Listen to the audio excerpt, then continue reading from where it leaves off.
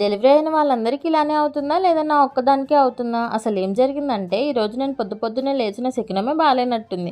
పొద్దున్నే ఈయన వచ్చాక కూరగాయలు ఇంకా టిఫిన్ తెచ్చుకుందామని బయటికి వెళ్ళాము. అయితే నేను ఇంట్లో నుంచి 500 తీసుకొని వెళ్ళా.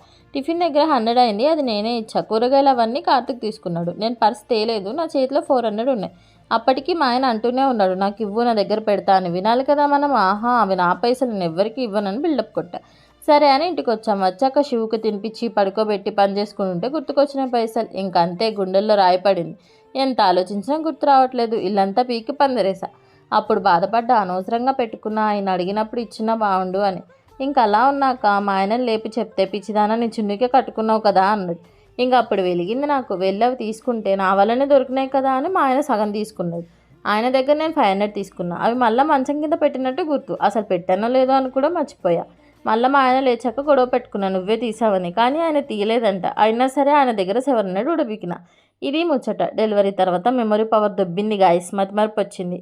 ఇది నాకేనా లేదంటే అందరికీ అవుద్దా? నాకు కమెంట్ చేసి చెప్పండి. Bye bye.